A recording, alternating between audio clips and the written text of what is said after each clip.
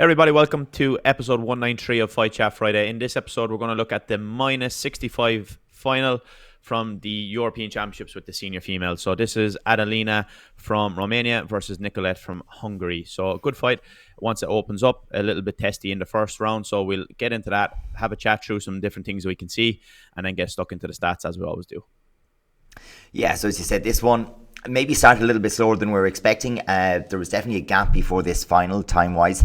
But it wasn't a gala final or anything like that. So, the girls had to wait a little bit for the ring to clear before they got on. And it does have that very slow, testy kind of a start to it.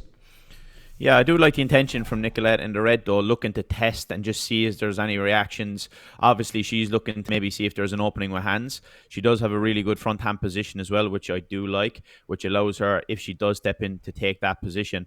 And a little bit testy on the front leg as well. So we do see a lot of carries. So we tend to see in the female division a lot of carries with just a step back again. But we see Adelina here using the hacks as well to just mix things up and make sure that she's not relieving all the space and leaving Nikolett take full control of the center of the ring. Yeah, one thing that we'll see Adelina do frequently is, she, as you can see, she circles to her back, as her kind of default. And it does often cause the other person who's following to either you go exactly with her or you make bigger steps with your front leg. And as the front leg moves, very often Adelina is able to shift in there with that hacks, as you mentioned before. It kind of almost exaggerates how much you can sneak over the blindside shoulder because of that constant circling to the back. Yeah, and it just allows you to put more pressure on as well. But we see from the very first entry with over a minute gone, it pays off a little bit for Nikolett being able to use that test step because she obviously got some reads in terms of the correct distance and the correct time to go, which at least gives her one flag on the scoreboard, and then it just allows things to open up as we go forward here. A use of the turning kick to just settle down the front leg carry, which is a nice option to interrupt, but we see a lovely entry then again here, and I love the way Nikolett pumps the brakes nice and early to get to that Dalio. Great turning kick, and it's something that everybody can take something from because it's not something we see too often. Get to the hands nice and clean and then pump the brakes to allow a little bit of a gap to develop. It opens up for a really, really nice visible score. Really clean example of setting and breaking rhythm as well, because the initial minute 40 nearly has been at a fairly steady pace. The bouncing, the rhythm, the in and out has been at a fairly reliable and predictable pace. And Nikolett then went 0 to 90 in, a very, very quick pace, and things lifted. You have to be very, very alert sometimes to be sharp when the pace of the match overall has been a bit slower. So coming into round two, Adelina's coming out knowing she has work to do, and predictably we do see a higher intensity round two. Yeah, definitely. So now we have a little bit of comfort for Nikolett. She can use her own front leg quite well like she does, so she's able to clash and just cancel out the front leg. Usually Adelina has a lot of success with that front leg, and then she's very dominant. We did say off air before we came on recording that both of these girls are quite sharp with hands, which we don't see a lot of girls as confident with them, which allows both girls to kind of have to respect each other that little bit more because they probably get away with a little bit more against other girls. Just want to pick on that one little technical thing as well. As the girls come to hands, you see a very interesting back shift of the hip from Nikolett to make room for the turning kick, which is quite interesting. It's good presence of mind, I think, as we kind of get into it here, and we'll see the just in the right hand near side corner, just as we come to hands here, we'll see an interesting clash of hands. Nikolett then shifts her hip back to make space. There is a little ducking of the head that goes with it, but really good presence of mind to make space for the kick, and maybe a little reward on the scorecards for the exit shot as well. Yeah, we did say last week, like, all the tidier shots are the ones that are getting the visible score, so it is very, very important. So if you're able to pull them off more often than not, it's good. Now, Nikolett is using her own front leg well. She's 4-0 up, so she's trying to control the fight as best she can, knowing that Adelina must come. She uses that option then to get underneath with the turning kick to get the hands, but the second lift of the kick is a nice little effective shot that Nikolett uses. She doesn't drop it straight away. She knows she has to come. Nice entry there with the backhand and a side kick too. Both girls are actually very good with the direct side kick when they're close enough. But and that closer is the thing. I mean, we're seeing Adelina become quite a bit more active. It is the side kick to hands. Maybe it's a little bit of the same thing. Interestingly, it changed to the left leg lead here as well. So obviously looking to maybe open up and bring the back leg turning kick in, or the so we have looking for the backhand, backhand counter in that case. But certainly the willingness to get into hands and chase the points is like, it's really critical here. But it's hard where there's that much space in the ring behind Nikolett when Adelina is making her start. Well, Adelina is doing the right things and squeezing Yeah. and squeezing warnings here and forcing it. Oh. But she just a little bit of lapse of concentration and a great moment for Nikolett to pick that shot. Just as she switched legs, knowing that she had to come. I think she might have a preference off that left leg lead to get to the hands, and then she just runs into two. Like if you run into one, the second one being there then again is very common. We often see that time and time again. Like a back kick, if there's one there, there's usually two there, which it's just one of those things. So she got a really good warning there with the 13 seconds left, but then that run into the headshot just obviously ruins that for her. But I think both girls really good intent in the second round. First round was a little bit slow to get started, but overall very nice second round, plenty of action and nice takeaways from both girls. For me, really good use of the turning kick after hands for Nikolett, and that shot there, absolute beauty as well, being able to bring that for a side kick, not even a turning kick over the top. Yeah, I just wanted to stop here and pause on it because it's very, very hard even for the coach in the slightly more sedate position on the chair to recognise the sports state. So Adelina has just pulled it to, she's still down by 2, there's 10-11 seconds left, warnings won't do it for anymore, but she's within 1 point. So this all flips on one point score, because there's one card fully in play with 1-2, so a 1 point score will do it. That's where you have to make those tough calls of, do you chase it or do you play the numbers and try to find a single shot? And that kind of 10-11 second point is where, maybe it's all or nothing at that stage. Maybe you have to kind of throw everything at it. And it hasn't worked out in this case. Sometimes you'll get that hax kick to land, or you'll connect with the hands and put the turning kick on the end, and it all goes the other way. So this looks like it was a landslide win. Far from it. And we can see there with 12 seconds, 11 seconds left to go, it's a 1 point game on 3 cards.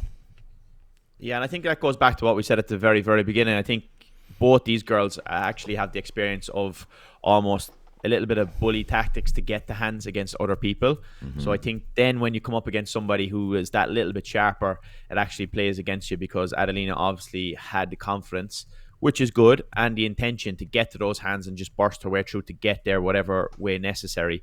But obviously just the class of Nikolett being able to lift that leg and be aware of the intention was really, really good, and it just didn't work off this time. And just on that, I mean, I do wonder, Adelina made a very, very distinct change of stance when she decided she wanted to bring that backhand counter into play. And one of the key things the backhand counter is, that's not countering a head kick. Like, that's going to be coming over a kick to the hip. So was that really good presence of mind from Nikolett or for a coach to call that shot, that look, if she wants to take this backhand and she has to commit to it, well, let's put the foot in the face there and not give her something to counter. Yeah, definitely. I loved the intention at the very, very end as well, that she actually just scored 2 headshots and then got to a re-engagement with the blitz again and finished with the Dalio. So she kept going to Ledette, which was brilliant. Like, after scoring 2 headshots, that clear and that clean, to be able to have the presence of mind to back out, re-engage with the blitz again, and to get that turning kick to try squeeze it in, that's just hats off. Nice performance. Deserves the European title after that, I think. Great performance. So let's see what the numbers say on this one, because last week, of course, we were looking at some unusual numbers. They didn't stand up to the usual patterns. That in itself, really, really interesting. But this one, a little bit more standard, I suppose, in terms of some of the numbers at least. So we've seen again that dominance of the front leg carries. I definitely think we see this more and more and more in the female game, where there's an awful lot of carries that aren't a direct side kick or a turning kick to contact. And quite a few from Nikolett attempted there, not an awful lot coming into contact, so very much again using that to control space or take back distance. Yeah, I think she uses it a lot just to float, to then invite her opponent onto hands potentially, and then she actually keeps it up to get that second side kick. So sometimes she uses it as a floater just to kind of test the waters, but she actually, you can see the red and the white bar there quite close with the side kick contacts. When she actually goes with side kick, actually both girls, when they go with the side kick, they're actually quite effective with it. But it's finding that distance is a little bit troubling for them sometimes to be able to get the direct one. So it's knowing when to carry, knowing when to shoot the direct shot with the side kick. And of course, you have the defensive ones that were squeezed in by Nikolett a good few times there as well.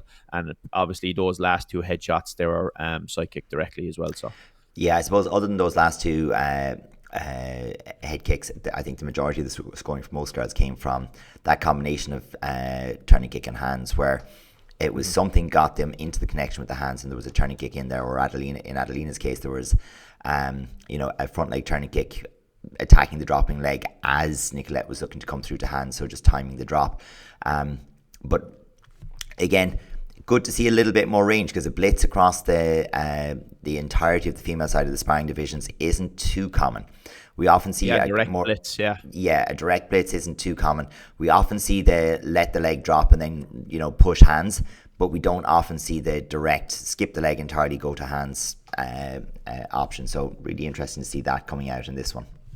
And also we have Nikolett actually using what we call the bump really well to create that gap after the blitz, and she drives through her opponent to create a backward motion.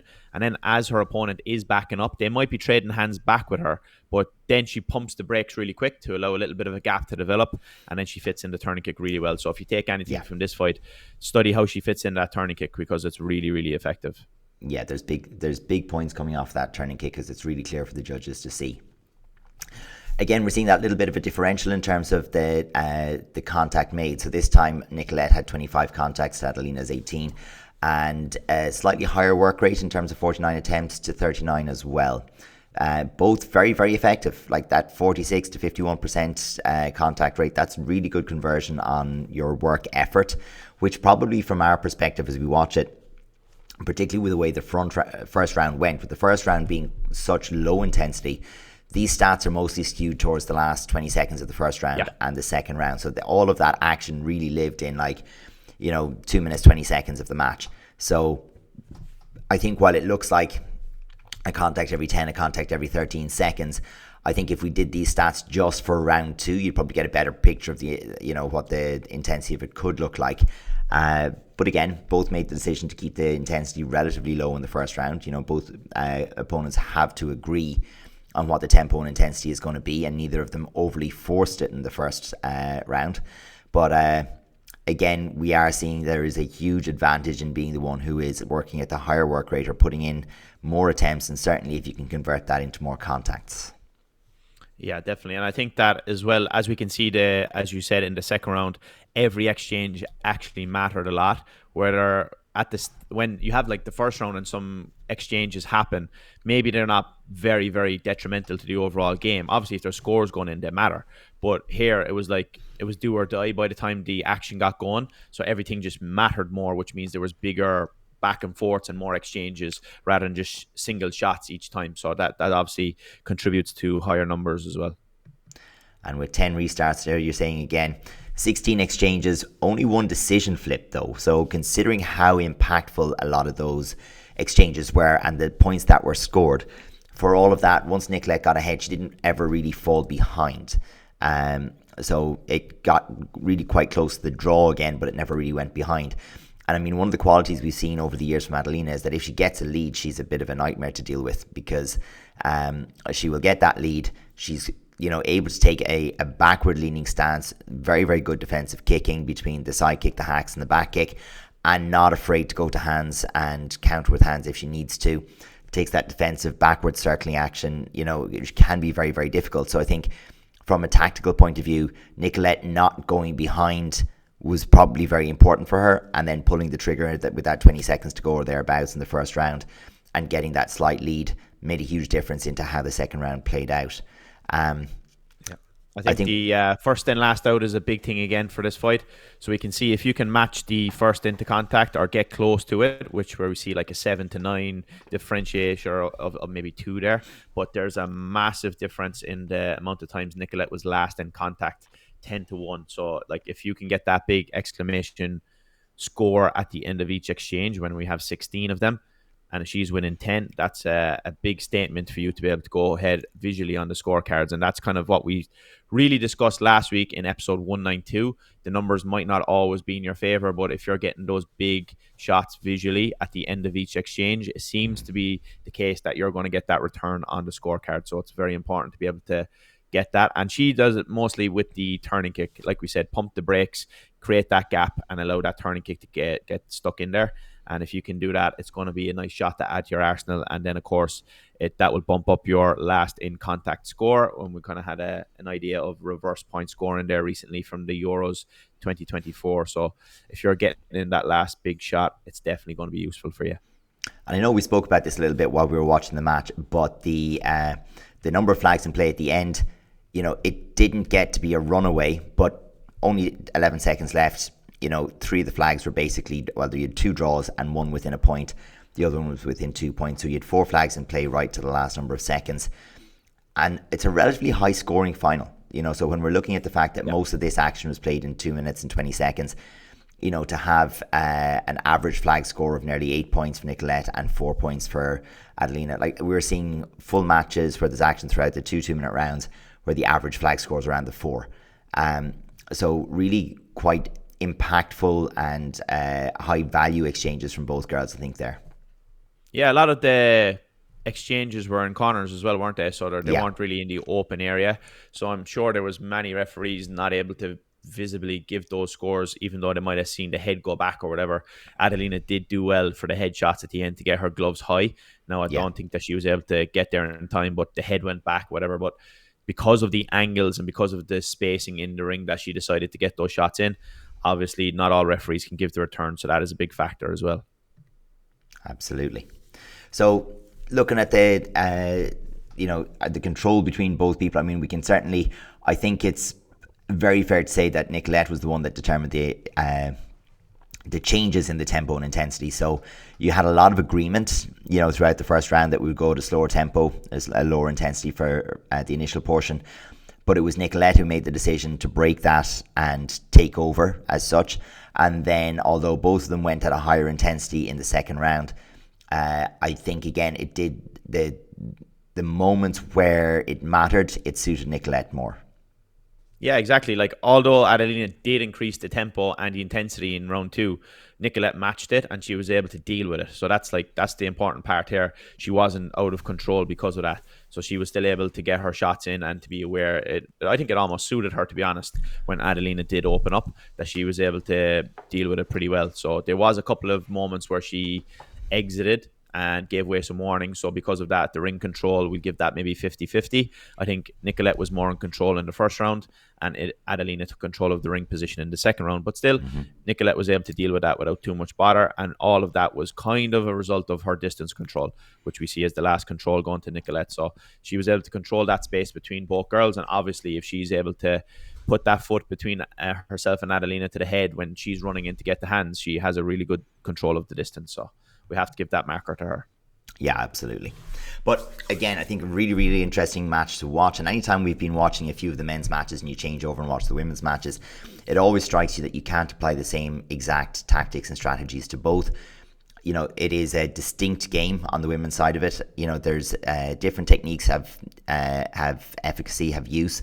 And the pacing and the numbers are slightly different as well, that we can as we can see, and it's going to be more profound as you go up and down the weights, of course. But it is really, really interesting to see how let's say the use of the front leg or how the carry works, the prevalence of the blitz or how the blitz is used, and the counter attacks that are chosen. So much like we didn't see in this one, and it's an unusual one almost, that we didn't see a back kick or reverse turning kick from Adelina. It kind of feels like, that's an unusual one.